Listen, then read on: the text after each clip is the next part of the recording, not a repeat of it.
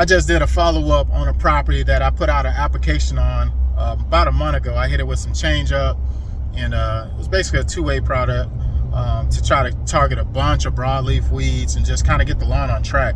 I knew it was going to take multiple applications to get it to where I wanted to be, but that one application did the works. It did the works. Like that change up is what I use, and change up changed the game for me. Shouts out to Joe, man. That's my old mentor, man, my OG. Yeah, told me about the product, but it worked really well.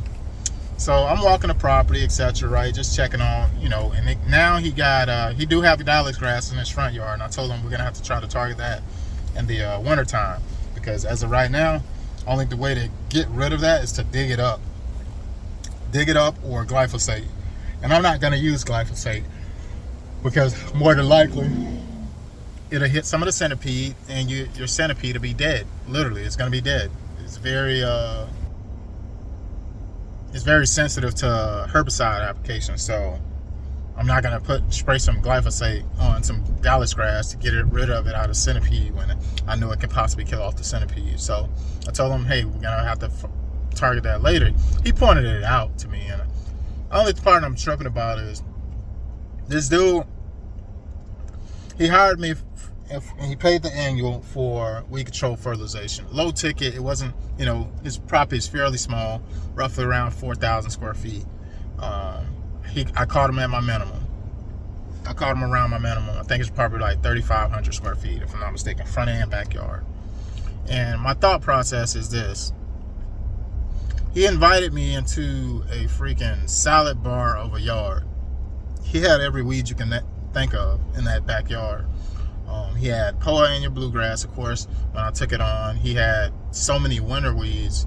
The lawn was just took over. And I told him, and I did set the expectation for this property. I said, hey, just to be fully transparent with you, once I treat this back lawn, it's gonna be down to the dirt, because it's gonna kill all this stuff. This is not grass, it's all weeds.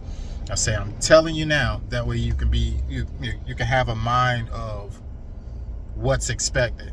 I say, and if you want to like resod it, or if you want to put down sprigs, that's something we can discuss when we cross that bridge. But I just want to let you know, once I hit it with these two applications, it's going back to bare dirt. You're gonna have very, very little grass here. I just want to let you know that. He's like, all right. So sure enough, boom, I hit it, right? Check out, this is how it turned out. And as you can see, he had a bunch of grass, and then now he has nothing. In his perspective, he had stuff, now it's gone. But it was weeds, and I set the expectation for it. But now, he had pointed out, did I treat the front yard? And I was like, why wouldn't I treat the front yard? Like, I think he's trying to be funny, and to understand, not funny, but like, I feel like this is one of those things where people say the provider ain't do what they said it was gonna do. He got Dallas grass in the front yard. I wasn't clearly able to identify that Dallas grass. What's going on, y'all? Because it hadn't sprouted up just yet. We're about to talk at this now property right here. Face. It's a has decent shown amount face, of and it's pretty, overgrowth. Clumpy, etc. I'm actually doing this as a courtesy mode. This grass over here, y'all, is over 3 feet. Dig up, you can't tell on camera, but it's pretty high. I'm gonna go through here. Me and the guys with the weed eaters are gonna go along the fence line, get it down the park. This is a military guy. He's pretty busy. And this is a courtesy service to try to get the property on track. I've treated it, and I got a lot of work to do to actually see the results of that treatment.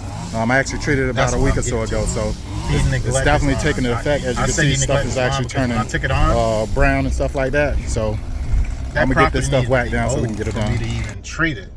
And I told him, I say, hey man, I'm gonna be visiting, your first visit within the next 2 weeks. If you could please possibly go ahead and have it mowed, down to height, because I've already got an idea of what the weeds are like here, so I know what I'm treating for. But I get there, sure enough, he didn't mow it. I say, hey, so I text him, I say, hey, I'm gonna have to revisit because, we need to get this mowed down. Like, I actually did treat it. I treated it because I was like, you know what, I'm gonna just go ahead and, I know it's high, and I know you know, the application would probably be more effective if the grass was lower, so I can actually make sure it's actually getting on the plants that like it need to. You know, accurate application. The grass is high, like it's like I'm talking about 2 feet high around a whole backyard. That's insane.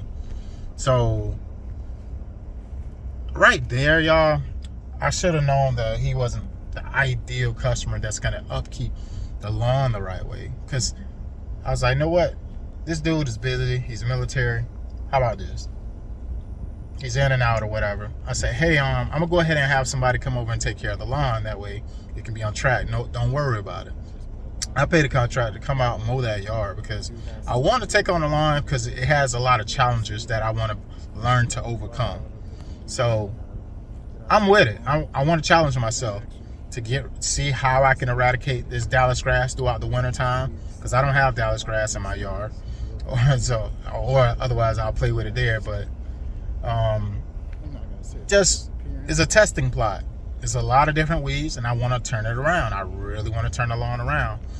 But as far as the maintenance part of it, people should keep up with the lawns.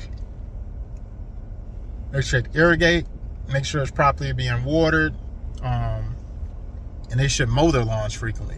What's going on, y'all? Getting it in. We're about to talk of this property right here. It's a decent amount of overgrowth, and I'm actually doing this as a courtesy mow. This grass over here, y'all, is over 3 feet. You can't tell on camera, but it's pretty high. I'm gonna go through here. Me and the guys with the weed eaters are gonna go along the fence line, get it down to par. This is a military guy. He's pretty busy, and this is a courtesy service to try to get the property on track. I've treated it, and I got a lot of work to do to actually see the results of that treatment. I actually treated it about a week or so ago, so it's definitely taking an effect. As you can see, stuff is actually turning brown and stuff like that. So I'm gonna get this stuff whacked down so we can get it done. Irrigate, make sure it's properly being watered, and they should mow their lawns frequently. And if they can't do those two pieces, but they're hiring you as a weed control provider, I feel like something's gonna get missed to the point where they just want to point the finger at you. Like, bro, you don't water your grass and you don't even mow it, but you want weed control. Something to me about that don't make sense. It doesn't add up. I feel like you should prioritize mowing it. Hire somebody to freaking mow this place consistently. That'll solve half of the problem of why it got this bad, for one. And number two, you don't water the lawn. So if we're putting out, you know, granular applications that are activated via water being irrigated, they're not going to really necessarily be activated and be as effective if we put them down in a timely manner and you don't water it because you neglect your lawn anyways. You get my drift, y'all?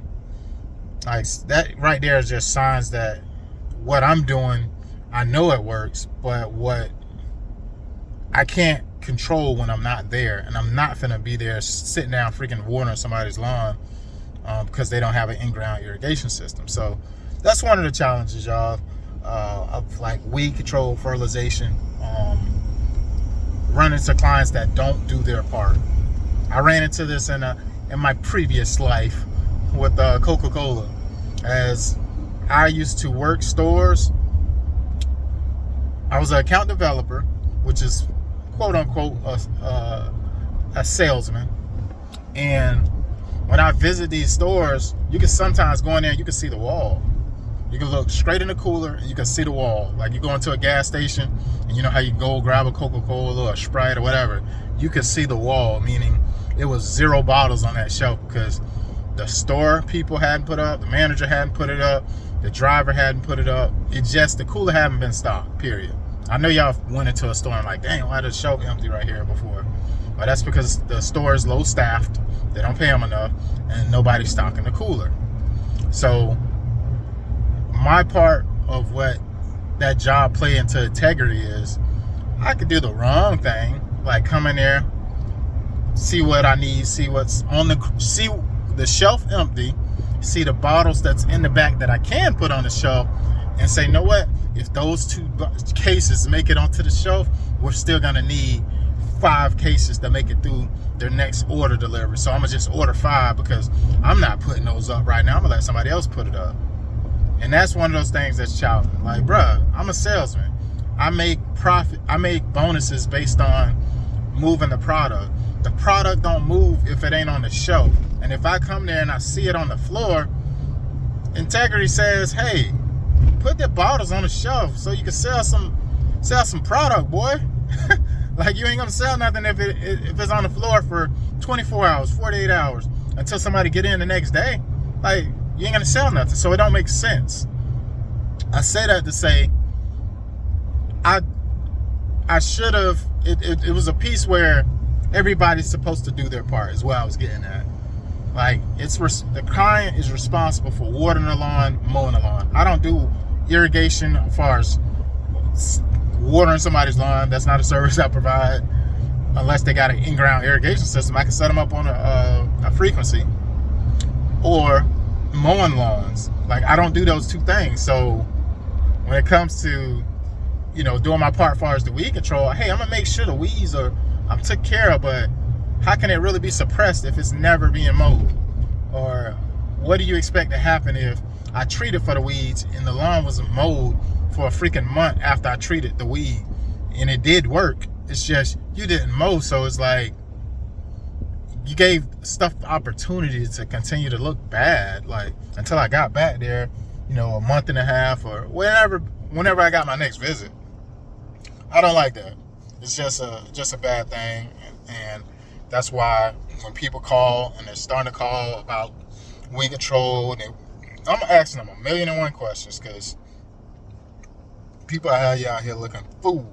Even though it's a low ticket, easy to get in, you know, you can have a lot of upset people by just taking people on. You can be selective. You can be very selective on what fits your radius as far as your routing, and also you could be particular about, you know, the type of client that you're dealing with.